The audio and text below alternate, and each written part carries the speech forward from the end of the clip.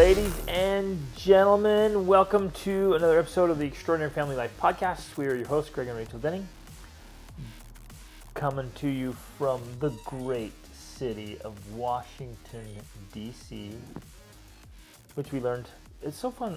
Like one of the reasons we love to travel is because we learn so much. And wherever we are, whatever we're doing, we're constantly asking questions. Exactly, that's where and we're the going. kids ask questions. They're like, hey, what's this and what's that?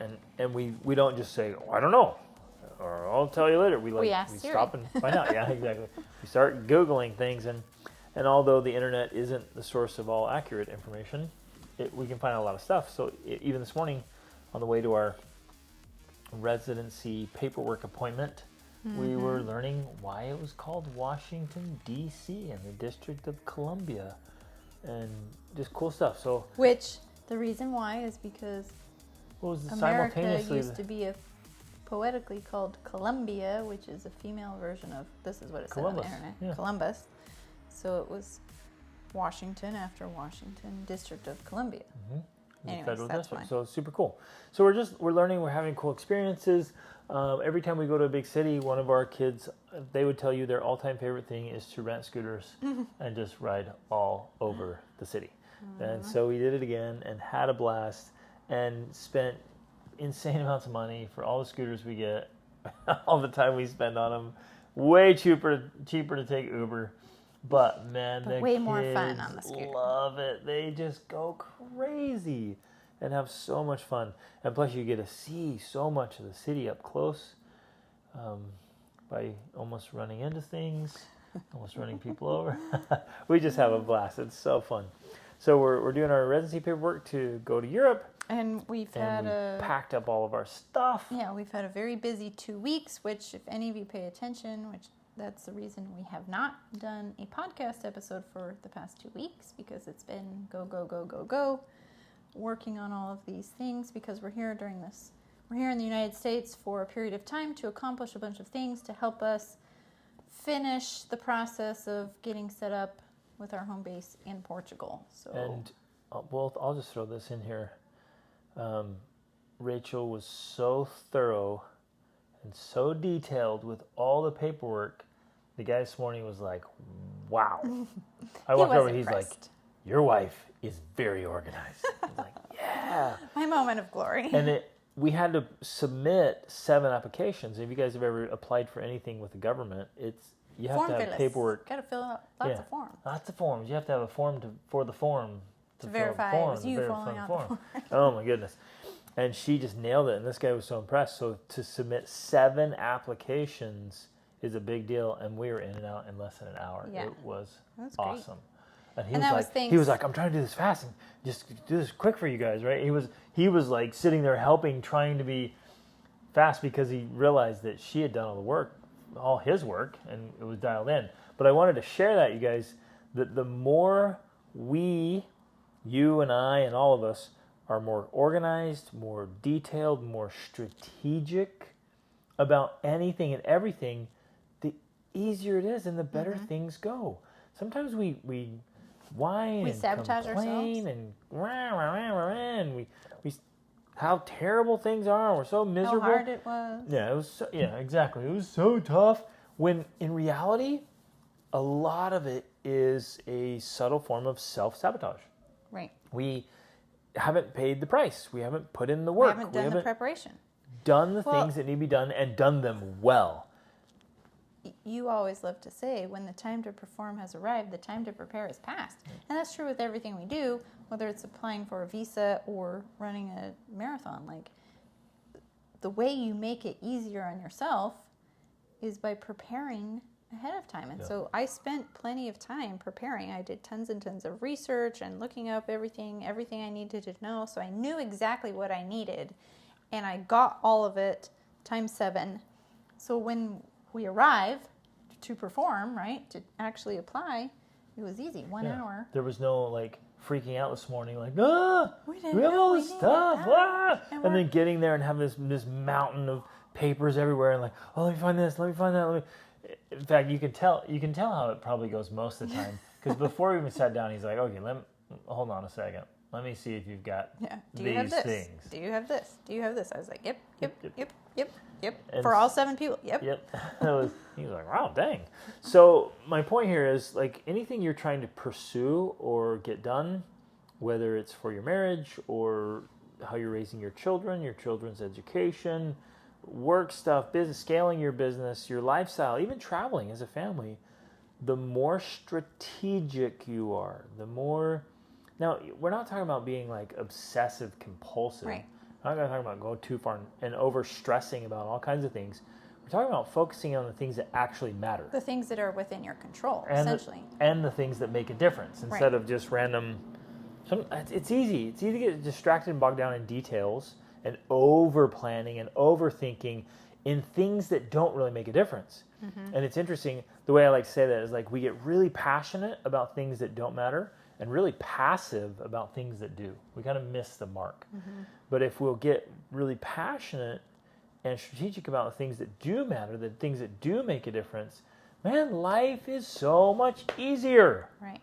Now, that doesn't mean that there aren't still hiccups and different things. And, we came this morning fully expecting that there could be some sort of hiccup. Things still, even you can prepare all you want, and there can still be things that go wrong, but it's so much easier when you have prepared as much as possible. So that at least, and that's how I was this morning. Like, I came knowing I've done everything I can to prepare. If there's something I've missed, it's not because I didn't prepare. It was because, it's one of those things that they just throw at you like, oh, you need this. I've never heard of that before, right? So being prepared helps to, smooth that path out so that if things do arise that are unexpected, you're more prepared to handle those because you've already done all the other work you need to do for everything else you could control. And it's better in many cases to be over-prepared. Like, the irony is we were over-prepared this morning. We told the kids, like, buckle up. We could be in here for hours. Well, like, bring books and coloring things and snacks and, like, let's be ready. Because we had applied for second passports in Lisbon, and that was a U.S. government office. I also pointed out the difference between, because we applied here at it's an organization that helps people. It's VFS. They help you apply, and they charge a fee, of course, for that. But it's because they simplify the process. Like, they make it way easier than if you go to the government office, because the contrast was very huge. We were at least 5 hours at the government office compared to 1 hour in and out. Now, of course, my preparation also helped with that, but we were totally prepared for applying for the passports, but still, it took 5 hours. So, yeah. So as the adage goes, it'd rather be a warrior in a garden than a gardener in a war. Ooh. And I mean, that's where you want to be. And you want to be that, I think, for me personally, especially when I am coaching the men I get to work with, that's where I want to be as a man, as a husband and father, provider. We want to be warriors, ready, living our peaceful, beautiful, fun life. But if trouble comes calling, trouble better watch out. I'm going to bring trouble to the trouble. All right, so let's dive in. We've had, this is how we travel too, so little tidbits here. We're giving you little bits and pieces of things. So when we travel, obviously we had to fly across the ocean and then drive partway across the country. So we had a lot of travel time. Now, we enjoy movies as much as anybody. Probably not as much. We don't spend as much time as the average American. But we also love to listen to audiobooks and podcasts. And interestingly, in the last couple of weeks, maybe you guys, I'm sure, have experienced as well, where you're listening to something randomly and they just overlap. Or you read something, you have a conversation, you hear something, and you're like, what? All of that fits together to kind of give you it's puzzle pieces, and you get to see the image. And that just worked out perfectly this time. I've had this book downloaded on my phone for probably over a year. And when I got on this flight, I'm like, you know what? It's time for this one. So I just opened it up. I had no idea what to expect. I remember somebody highly recommending it, and I had no idea what it was about. So I started listening. It's called Wild Swans, and I highly, highly, highly recommend it. In fact, multiple times I stopped it and told Rachel, I'm like, everyone needs to listen to this. It is so good. I'll start it tomorrow. Yeah, it's amazing. So we're listening to that. Then You're listening to that. I was listening to it. Then we randomly caught some podcasts and some videos of very kind of what people have labeled as very liberal or left side. I don't like those labels, but very liberal side and then very conservative. And over the last couple we've listened to full interviews, and we don't. Here's another thing: we never get into politics, but we listened to a full interview from somebody running for the Republican nomination, and a full interview for somebody running for the Democratic nomination, and they were both so insightful. And both of those interviews, I would vote for either one. yeah, either one of them. It was amazing. They overlapped so much, which I was like, this is a breath of fresh air. Mm-hmm. It never happens. But because they were chasing down common sense and intellect and reason. It was very beautiful. And then we listened to a podcast by a very liberal, self-proclaimed very liberal professor from a very liberal university who was actually fired for some of his stands, like moral and ethical standards. So anyways, what I'm saying is this wasn't just this one-sided, like far little wing, little thing coming in. It was all pieced together from kind of both sides of the paradigm the or full the scale of ideas, whether political, economic, or social, whatever. And it starts to piece together, and plus reading then about history, and we're like, we've got to share some of these ideas. Well, also we've done a coaching session or two while we've been here with the 28-day challenge, and this kind of came up in that coaching session, which is another reason. Like, it's this intersection of all these different ideas, and we're explaining how we come to this because I think it's relevant. So it came up there specifically about college and if we would let our kids go to college or where we would let our kids go to college, something like that. And then the other thing too is we met with some friends last night for dinner who they had come to our Portugal retreat at our house in Portugal. And one of the things that came up was the things that you notice when you, return to a place, like, we're returning to the U.S. after we've been out of the U.S. for 9 months, 10 months or something, while we've been traveling to 17 countries and then moving to Portugal. So we have not been in the U.S. for a while. And so... And so context there, from the very, very top of Europe, like all the north way of the Arctic Circle, into Turkey and into Africa.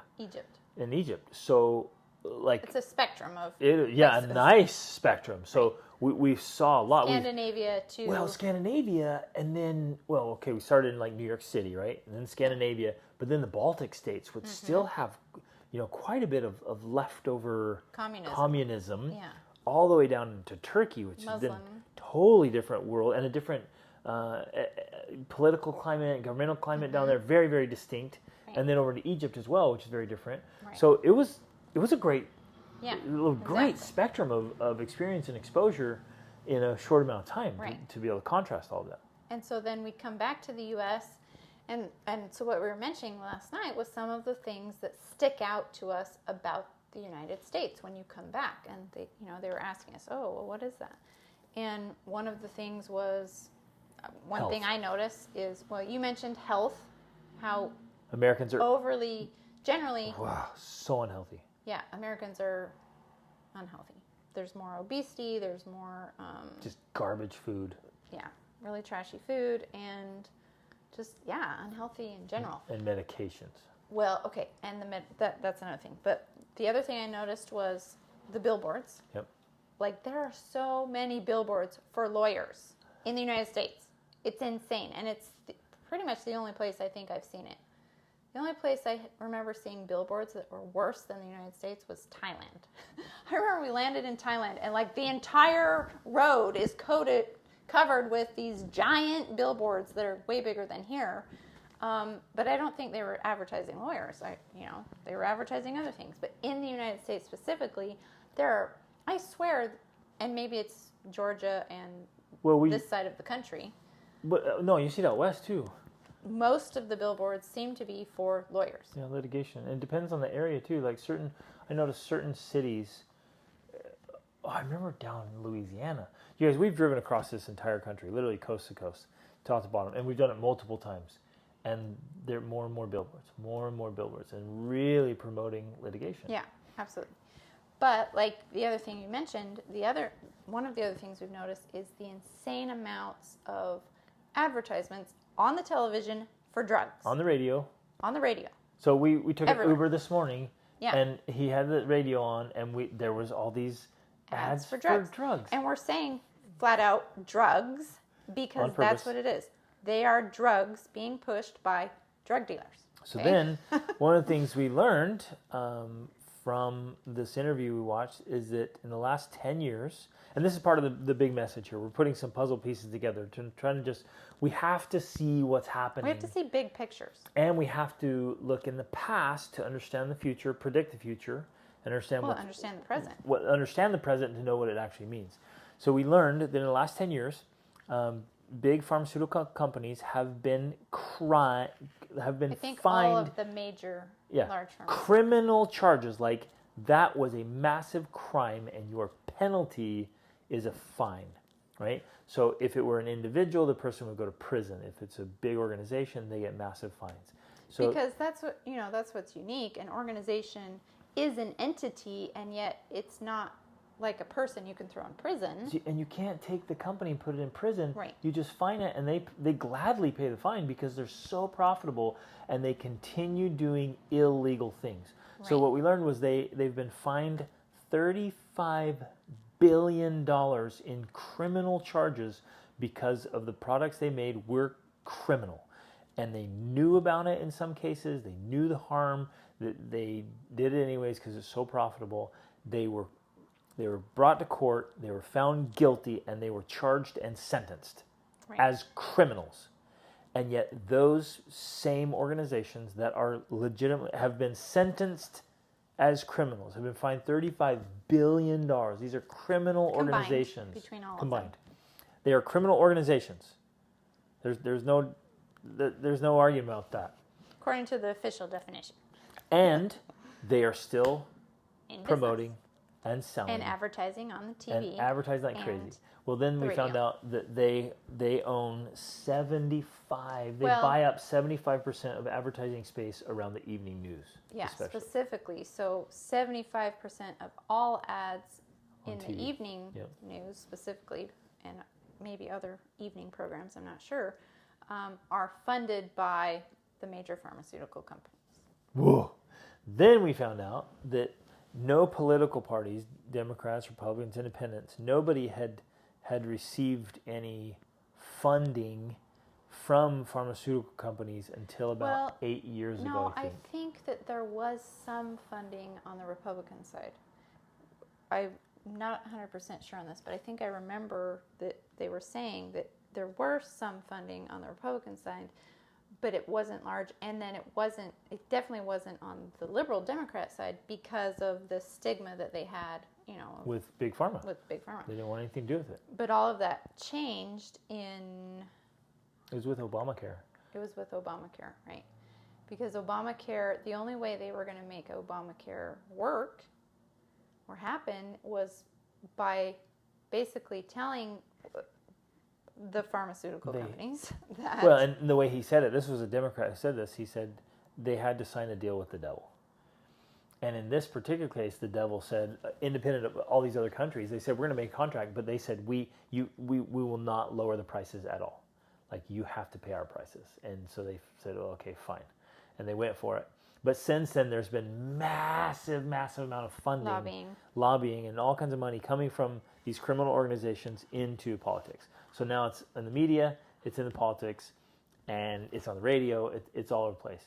And we've noticed that as well, that like this country consumes more pharmaceutical drugs way thing. And we more. already knew this part. I mean, this part we have known for a long time because we've had personal friends that have worked in other countries, specifically New Zealand, where the amount of drug use. He said he gave out more drugs in one shift here in the United States in the ER than he did in an entire year in the ER in New Zealand. Exactly.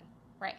One shift in the ER in the United States, he gave out more drugs than he did for an entire year working at an ER in New Zealand. And it's just expected. And so we already knew that, but we also had learned in all of this that Americans take 75% more drugs than practically any other country in the world. Yep. Like we are, and so this, when we're talking about all of these pieces that just start to show up and you put them together in this puzzle and you get a whole picture, this is one of the things. I mean, we were kind of joking with ourselves, but kind of not, saying, wow, this country is just like run by a criminal drug organization, you know? It really is. It's a little crazy here. And so this isn't conspiracy theory, you guys. This is open information. You can all see this. So it's all there. But it has an effect. And I want you to just stop. And the point is, like, again, we're coming from having not been in the country for 9 months. And you come in and you start to pick up on these things that before, when you're in it, you don't notice it. And same for me. Like, when you're there, you just think, oh, that's completely normal. Nothing odd or strange about that. But when you've been out and you come back, it's like your brain starts, whoa, wait a second. That's really strange or odd or what the heck? And so you really start to pay attention to those things and you begin to form this picture that you didn't have before, because it's like new information all of a sudden, because you haven't been, you're not, what's the word? You're not immune. No. Whatever. You just get used to it and then it stands out, right? Yeah, exactly. There's So some word, but I can't think of it. So when you step back, I just want everyone to just kind of chew on this for a minute. Just step back and take an objective perspective here. The quality of food is horrendous. The processed foods, the fast foods, the overweight, out of shape, obesity, and then you combine all the drugs. And we've all heard at the end of those pharma commercials on TV or the radio, they have to do a 35 or 40-second blurb about all the horrible things that can happen to you because of this drug, as their disclaimer. And they're saying it real fast in a quiet voice. And just listen to that list of horrendous things that can happen. The reason they have to put that on there is because it actually does happen. Right. So you're taking all these drugs on top of the poor health. It's just adding to it. And this is just one factor. One factor. And if you take a society that is very sick, let this sink in, you guys. You take a society, take this whole society, and 75% of them, those are pretty accurate numbers for being overweight and obese and really ill. 75% of your populace is sick. And on drugs. Like, how can that crazy. society thrive? How can that civilization continue to thrive or even survive if 75% of them or more are sick? And this sounds crazy even while we're saying it. Like, what? But I think... And yet, with this objective viewpoint, having been out and coming back and putting these pieces together, I still have to be like, no, that it's accurate. That's true. Right. And the point is, it has an effect. Like, we can't pretend that it does not have an effect. Yeah. Now, this wasn't even exactly what we want to talk about today. So we're clear here, like, you guys, we're not anti-American at all. But even people who've come over to visit us recently, we had people meet up with us in Norway, we had people meet up with us in Poland, Turkey. in Austria, we had people meet up with us in Turkey, and in Portugal. Came to our house in Portugal. And they came over and they're like, wow, people are really healthy and happy in all those places. Yeah. So it's not just us. Like, it's obvious obvious. They're like, good night. Like, we didn't say something of their own. They mentioned, oh, wow. Everyone's outside and they're healthy and like, this is great. Like, there's less obesity. Yeah. Like, it's noticeable. Yeah, right? Exactly. It's not that it doesn't exist, but it's noticeable that it's less. Yep, a lot less. There was something else I was going to say about it. Well, you're saying this wasn't the main topic for today, but I think it's a piece of the puzzle. And it's a very important piece. I was going to add this little side story of, like, yesterday we're in D.C., we went to the National Museum Natural History, Museum of Natural History, whatever, Smithsonian. And we were hungry, and, you know, we don't like paying a lot for food, and we especially don't like paying a lot for crappy food. But we were also hungry that we went to the little cafe there to try to find a snack. A delicious bar of dark chocolate was $9 each, and we were like, okay, no, we're not going to do that. And they had these pastry-looking things. I'm like, oh, let's get one of those. You know, it's kind of got the cream and the fruit on top. We got one of those to share. And I bought a couple apples. And you bought a couple apples at like $2.50 each. And we shared this pastry, and we're used to, first of all, we're used to European pastries, which are amazing, right? They're just great. And we eat this pastry. I don't think you had any, but the kids and I, and we literally, my daughter, who's 16, was like, this literally tastes like Play-Doh. It was like so disgusting. Like you have to put in some serious effort to make things taste that bad. I know. Like, you have to try. Like little kids in the kitchen can make food that doesn't taste that bad. Like I don't know what's going on. Like you have to put in so much effort to get horrendous food. I think it's really that they're just making it from ingredients that aren't real food. Right. That's honestly what it is. I think that they're using these processed ingredients so that it just tastes weird. It tastes weird, especially if you're used to eating whole foods, which we are. I mean, we cook with all whole foods. It's nothing processed, nothing, fake. And for the most part, Europe is like that. Now, it's starting, unfortunately, to be more infiltrated with processed foods.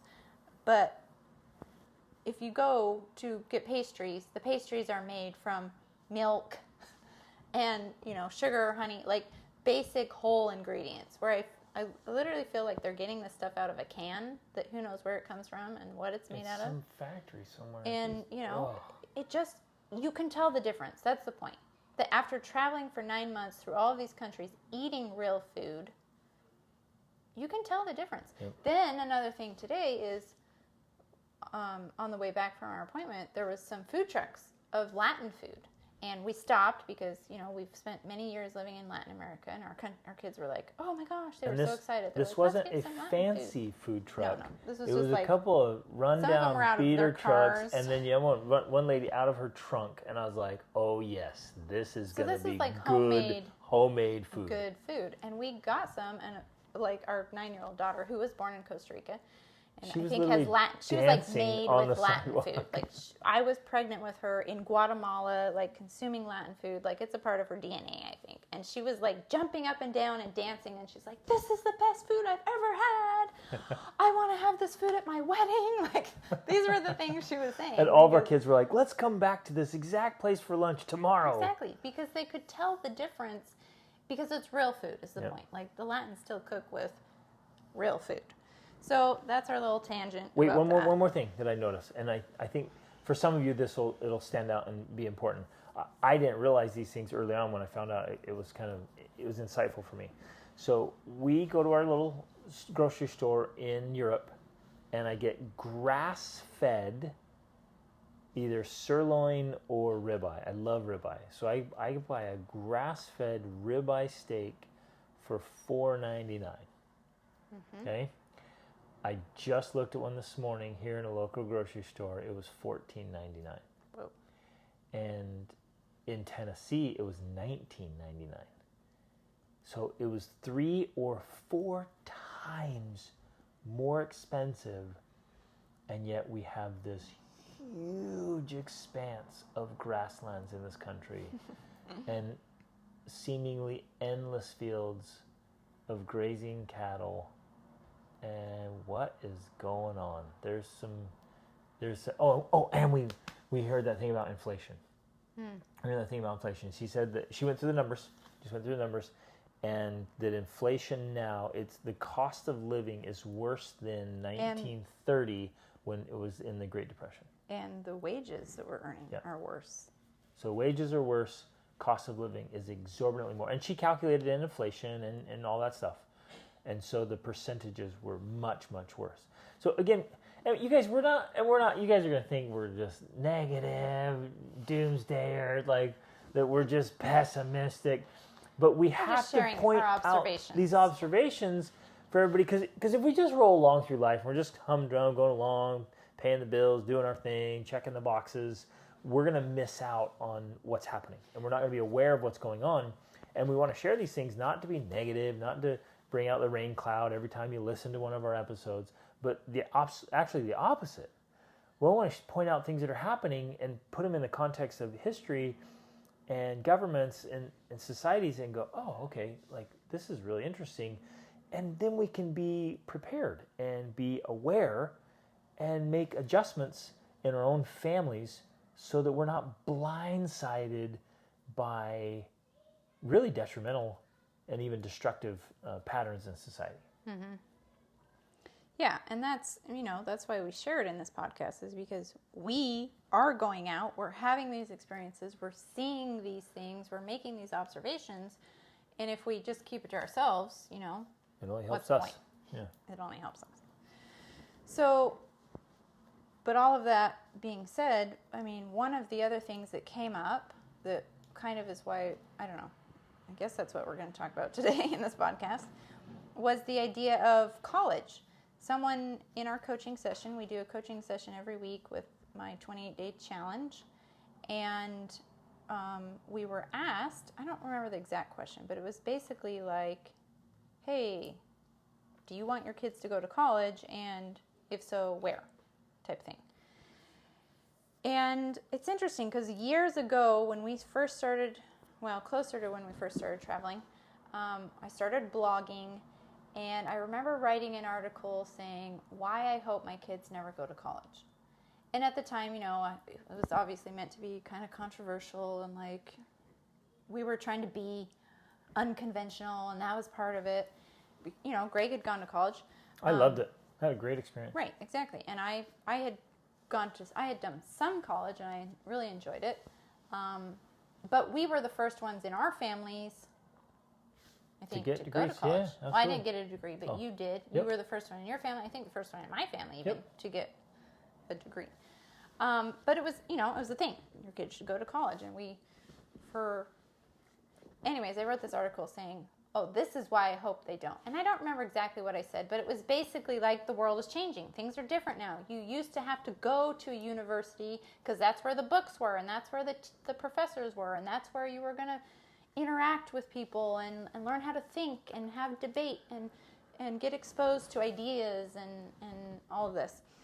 But now the world is different, where you can access all of that information online. You don't have to even leave your house, really, to get a college level education, right? That was kind of the approach behind this. And even better now. And in fact, many of the brightest minds, if they were in university, they're leaving because they're seeing the mess, and they're writing their books and taking their courses and classes online and making them available privately, where that wasn't available before. Now, there's somebody who's brilliant and creates this whole course or class. He's like, I'm going to sell it myself. I don't have to be in some university where they dictate all this garbage to me. Well, I think even, this has been true for a while. MIT has all of its classes online for free. But point being, I wrote that article years ago, and that was maybe 10 years or more that I wrote that. But over time, I've actually kind of thought about it a lot, and in a way changed my view, kind of, in that I thought, well, no, it's not that I'm against my kids going to college. I still think that can be a very valuable experience. There's much to be learned. If you need a degree, obviously, for a certain career, you need to go to college.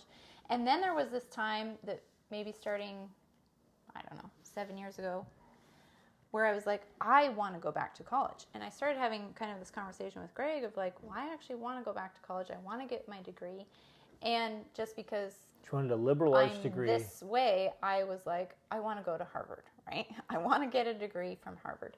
And probably 3, 4, 5 years ago, I don't remember, we were having a conversation about me seriously doing this, and Greg was like, but why? Why do you want to do it? You had looked up and you were about to register. Oh, yeah, I was about to register because they had this program where, especially if you were over, I don't know, maybe it was over the age of 30 or 40, I don't remember. You could register for online classes, and then it would kind of be this leeway that once you've taken so many classes, like you were into Harvard. It was an easy way to get in. And I was ready to register and start taking these classes, and Greg and I had this conversation where he was kind of like, well, why do you want to do this, right? And I'm like, oh, I do. I love it. I love a formalized way of learning. I love being challenged like that. I kind of like that prestige of, I have a degree from Harvard, woohoo. But I remember talking about it too, because I'd also started reading a lot of Jordan Peterson's stuff and listening to a bunch of his podcasts. And I don't know if it was for fun or I was serious, where I'm like, I could also just listen to all of Jordan Peterson's podcasts, and read his recommended book list. And that alone, you guys, would be a world-class education in psychology. And I don't know if just because the timing wasn't right to actually start classes at Harvard, or maybe you just didn't want to spend the money on it. I don't know, but you're like, why don't you do that? Why don't you devote the next 2 years to listening to all of his podcasts, reading his recommended reading, and then review it and see where you stand, after that, if you still want to go to Harvard. And so it's interesting because that was what I did. I actually then wrote about it, how I'm working on listening to all of Jordan Peterson's podcasts. I've so far listened to almost 250 hours, I think. But someone found my article on my website and said, this is really fascinating. I would love to hear what you have learned by going through this process. Because I also have my spreadsheet on there where I'm tracking everything I'm listening to. And I haven't read the article yet, but one of the things I've thought of is that actually listening to that many hours of his podcast has convinced me not to go to Harvard or to any other major university. And so as people were asking about this in our coaching, they were kind of like, well, why? Why is that? Why? There are very few schools, essentially, that I would feel comfortable sending my children to. And not because I'm afraid of my kids being exposed to different ideas. We want that. But because I truly feel that the universities have become a dangerous place, and I use that word intentionally, dangerous, because they have become echo chambers of teaching you how to think. No. Teaching you what to think. Teaching you what to think instead of teaching you how to think. And this is where my current listening to Wild Swans becomes so relevant right now. And I'll just give you a little bit of context here. Please listen to or read that book. It is phenomenal. She gives this long history of her family, multiple generations, and what her family experiences. Her meaning she's a person, she's still alive today, right? I don't know if she's still alive, but this is a autobiography. Yeah. And it's multi-generational. It is amazing. I mean, there's so much that you learn about the history of China. But what she walks through, and she's not sitting here like, making some pointing fingers. Yeah, political. This isn't a political book. She's just saying this is what happened. This is and our they were story. deeply, deeply involved, believing in the communist movement. And obviously she sees it now, but they didn't then. They thought it was a great thing. And they just totally bought into the... working for the party. The indoctrination, what's the other word? It's the propaganda. And so what she walks through and is explaining, and I'm seeing all this, and while we're having these conversations and hearing about the political journey and situation we're in right now in this country and what's happening in our universities especially and across the board, is that, I'll walk through it and then I'll back up, is that you see that Mao and Hitler and Stalin and Mussolini, they always went to the youth because youth are easy to rile up. They're easy to indoctrinate. They just take the propaganda and they have boundless energy and they want to be activists. They want to be involved. They want to do something. They're just fired up with all this emotion. And so all of those dictators and tyrants, and if you start studying history, it's like if they wanted tyranny, if you wanted anything, what would you do? Well, you go to the youth. And it's a long game. You go for several years and you indoctrinate. Decades. Or decades even. and you use them, and you it's subtle, and it's very, very, very strategic. And I know you guys are hearing this, it's starting to sound like conspiracy theory, and but all you gotta do is study history. Just study history every time. This isn't conspiracy, this is history. Yeah. So you just look at history, and they're like, oh yeah, they went over and they specifically targeted youth, and they started just shouting all these wonderful things. This can happen, this can be great, and don't do those bad, and they make good things seem bad, and they make bad things seem really good. And they're just so subtle about it, and they'll swing back and forth. And Mao did this. He like, hey, we want criticism. Everybody, we want you to be critical, especially you intellectuals. We want that. Please criticize the leadership of our nation so we can all be better. And then, so everyone's criticized for a full year. And then after that year was over, he said, okay, now everyone who's criticized, go ahead and kill them or throw them in prison or send them to gulags. So it was this long game to just weed out anyone who would be critical of the party. But I'm pointing this out. I'm saying this because it appears that there are some very, very strategic indoctrinations and propaganda that's being spread over years, if not decades, and it's really getting deep into high schools and universities. Well, it's reaching the high school levels now, and not that and we're not saying that this is intentional by one leader like Mao, that it's happening, but it's also something known as, in a way, it's like mass formation, which there's this phenomenon that occurs.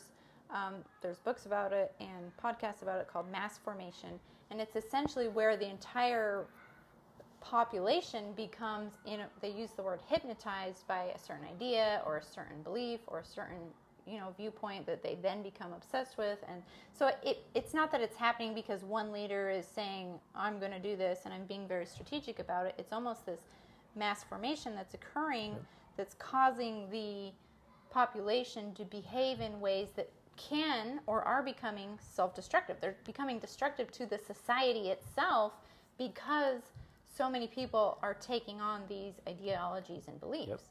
Yep. And even businesses will do it. Like the whole reason we wear diamond rings, like it's not even questioned anymore. Like nobody questions, like, wait a minute, why in the world was a man expected to buy a diamond ring for a woman, and that's the symbol of marriage? I just thought, like, oh, that's just always been the case and everybody does it. And it wasn't until we moved to India and they're like, we don't wear rings. Like, they wear what? toe rings. What is this? And they have a silver toe ring to indicate that they're married. But then you dig into it and you're like, oh, some businessman who went and bought a mine, he started a marketing campaign, and now it's just a given. That's a perfect example of mass formation. Nobody even thinks about it. Nobody questions it. Nobody bucks the system. It's like, oh, if you're getting married, you get a diamond ring. That's a mild one example. But it was perpetrated by a businessman. Right. He wanted to sell diamonds. It is an example. I just wanted to mention another thing because one of the podcast episodes I did listen to of Jordan Peterson's is with a woman who, her name is Yeomi Park, I think. She escaped from North Korea.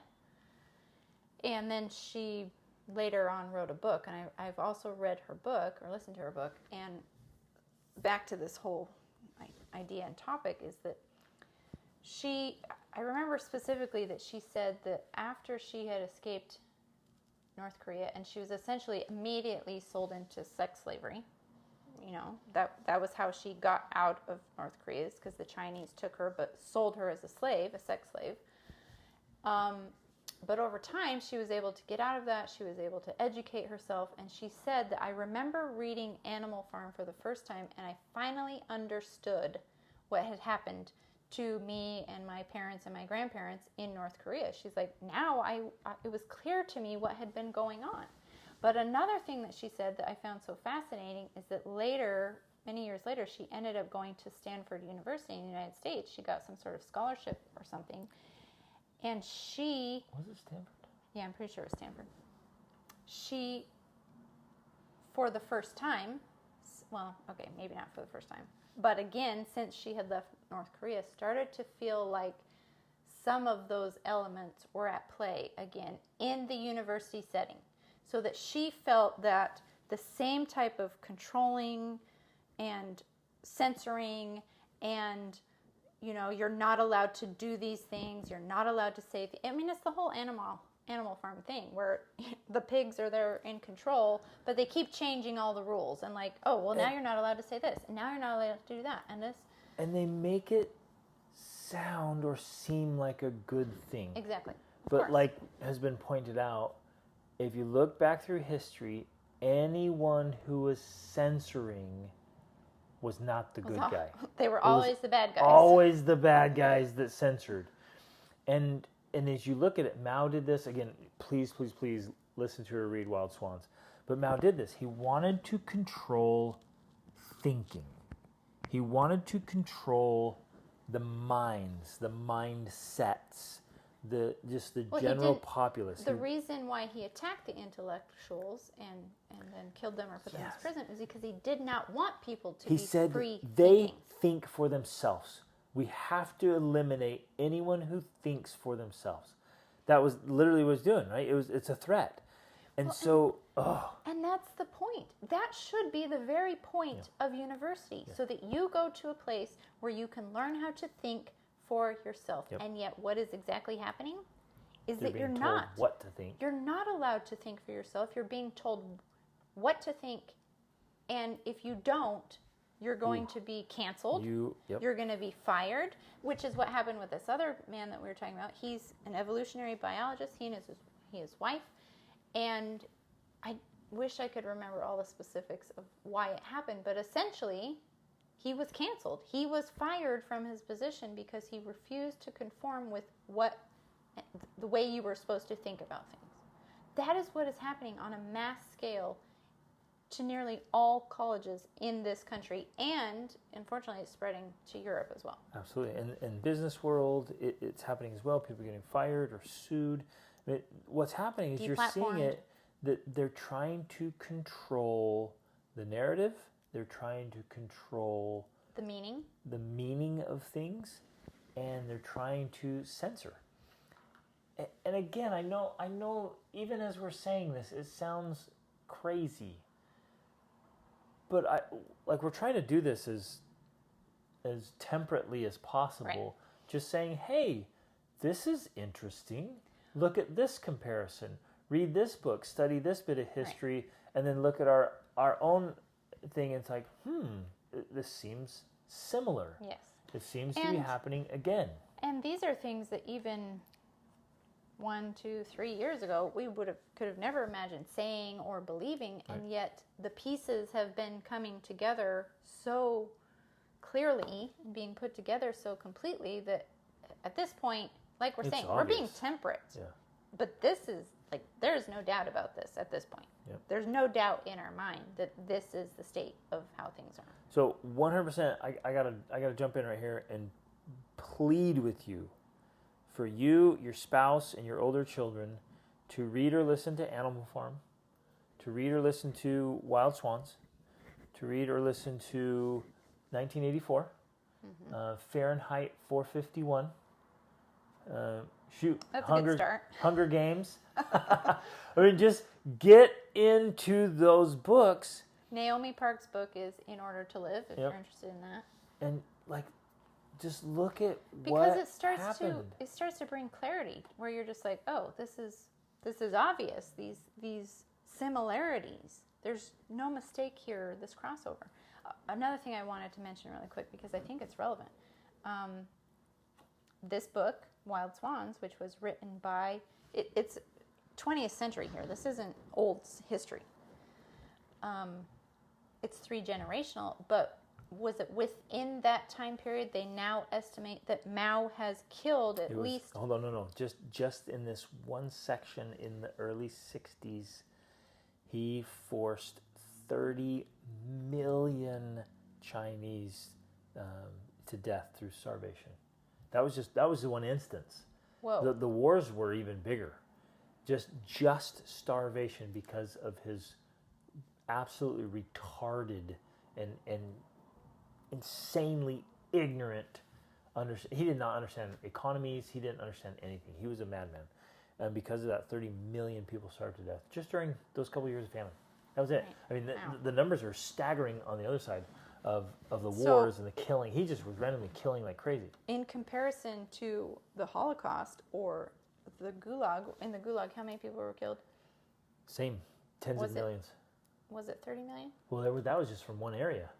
They estimated, I think it was the east side, that he had murdered 30 million people from from that one region of Russia in the gulags. Wow.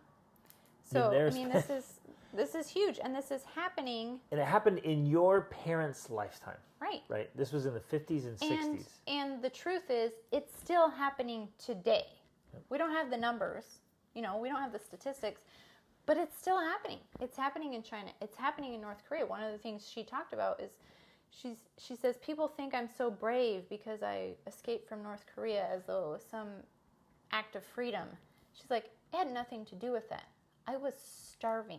I was so hungry that the idea of staying in North Korea and not being able to eat was more disturbing than going to China. And she's like, I had no idea what I was getting myself into. I didn't even know about freedom or what freedom was. They didn't even have words for those things. They had no vocabulary. She said, we had no vocabulary to describe love Perfect or example freedom of or controlling meaning. yeah, You just controlling- remove words or change their meaning. Yeah, you change what people think or what they experience by limiting the vocabulary that they're allowed to use, which is why it is such a huge deal. For example, the thing with Jordan Peterson, one of the reasons he became well known is because he was standing up against forced speech. This idea that you had to be forced to use certain words or not use certain words, which was actually passed into law into Canada, which, if you know anything about history and what that means, that's actually a very dangerous, terrible thing, because that's the beginning of it. Like, if you start forcing that you use certain pronouns, well, where does that end? Well, you're not allowed to use the word love. You're not, and that's another thing they talk about in Wild Swans, is that your primary devotion was to the state. If you loved your child or you loved your spouse more than you did the party, They would throw that you in was the a gulag. sin. Yeah. And so in North Korea, they just eliminate those words. The only type of love, and she talked about that, the only type of love she knew was this worship for, I forget the leader's name. They did the same thing for Mao. Yeah, exactly. The So- only devotion you have, the only love you felt was for Mao. Right. And so when you start to control the narrative like that and you start to tell people how they're allowed to use language by saying you're not allowed to use these pronouns or whatever, that's where it begins. And where it ends is, this ain't no joke, is in this type of totalitarianism. And what they did specifically, this is so sick, and we got to be aware of this stuff.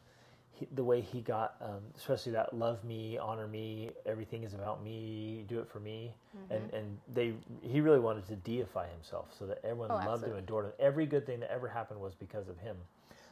He came up with songs and taught it to elementary kids. Oh, So same it exact was- thing in North Korea. Yeah, so it was, and again, you guys, you hear this, and you're like, that's so sick, that's so horrible. That kind of crap is happening happening here. Today. And we think, oh no, it never happened. That only happened back then. No. You're like, no, it's a repeated pattern throughout history, and it's still happening. I saw it when I went to Cuba. And like, that's communism in real time. You guys, Well- this kind of craziness is happening. And that was, and this is the far end of it. Okay, so what we're doing is giving the examples of the far end. But you pick up one end of the stick, you pick up the other. Like, it's directly connected. Same idea in North Korea. Like, she talked about one of the things that really started to shake her mother's faith in the whole party was the fact that their leader, I want to say Kim something, he was old, but they literally believed he was immortal. And then he died, and they were all like, what? How did he die? Like, I thought he was supposed to be immortal. And then his son took over, and of course his son was even worse than he was. But it was these types of ideas where they were so limited in education, in vocabulary, in understanding. They had no exposure to the outside world at all, that all they knew was, this is the leader, he is God, we worship him, we sing to him. And we see this from the outside and think, well, that's dumb. Like, it's so childish. Like, that's so, how could it get to that? And it could never get to that like that in America. And yet, if we allow things to continue to be controlled, if we allow the narrative to continue to be controlled, if we allow ourselves to continue to be told what exactly we are supposed to be thinking and what exactly we're supposed to be doing and how exactly we're supposed to be acting, which this is happening. Speaking from people who have stepped out and come back, it's happening. And in a lot of subtle ways that we're not fully aware of. And interestingly, the Putin, who's the leader he's the dictator in Russia, and Kim, whatever. We should get his name right. From Korea, they just met. Yeah. And who knows what those guys talk about. But, okay, here's another one. We'll throw this out there. Well, one of the reasons, another note, the dictators, communism started to fail in North Korea was because they stopped receiving support from Russia. And so they ran out of money. Same in Cuba. The only reason communism works is if they're getting money from somewhere. So that then the people don't work and they're just given handouts, like in Cuba, which you saw firsthand when you were there. But if they don't have someone supporting them, like Russia, they don't have any money. And the people aren't making money to support. They don't pay taxes, right? So they're expected to feed all of these people, and that's why they were starving, because they didn't have any money to feed them. And they're not allowed to start a business to make their own money. Yeah, And if you did, like her father did, you're thrown in prison. So he went to prison for a long time. It is. Oh, it's so insane. Messed. But it's real, people. And it's happening. And if you understand how it starts, this is how it starts. And I know that this sounds crazy, but we're at a point where we cannot deny that it's directly connected. So the question always is, so therefore what? Well, one, make sure you are devouring books across multiple genres. Make sure you're studying history and sharing it with your kids. Make sure you are absolutely responsible and take ownership for your own education and your children's education. Teach yourself and your children how to think for yourself, how to question things. Well, and how to understand the bigger picture and the context. Because you and I have had a lot of conversations with each other and with other friends in the last few weeks. And one of the things that keeps coming up is that part of the reason that these things that we're talking about don't seem that dangerous is because too many of us, and I feel that I can include myself in that pool, we're not educated enough to fully understand the significance. So when something happens, like a bill gets passed, or this happens, or that happens, we don't fully understand what that means and where it can lead. And until we educate ourselves more about history and government, I just started a book a few days ago that I'm very excited to listen to called The Psychology of Totalitarianism. Unless we're fully educated about these things, you just think, oh, no big deal. Why is that significant? It's not. But we don't realize that that's going to play itself out in 10 years, 20 years, 30 years. Who knows? But by the time your kids are adults, how much is the world going to have changed because these little things are creeping up on us? Yep, it's just one small act in the big drama right. that's been going on since humans came into existence. It's nothing new. We just, for some reason, think, oh, it's not going to happen to us. Because we're different now. We're not. Humans are the same. And it's always a few generations in, and they think, oh, what? No, that won't happen. And then it happens. And then the next generation is like, no, we saw it happen. We heard about it. And then a couple of generations later, they think, that's the nah, cycle. That'll never happen. That was just back then. So it's happening right under our noses, and it's a full assault. Wherever your belief system lies, evil does exist. And it is playing a role. And there are unbelievably evil people participating in it, from sex slavery to this tyranny. Doesn't even bring in the whole topic of human trafficking that's occurring on a global scale, which we did kind of talk about that in our last podcast episode. So physically, mentally, emotionally, spiritually, socially, financially, get yourself and your family into an awesome position to be able to survive and thrive and be ready for what whatever is coming. Love you guys. Thanks for listening to each other.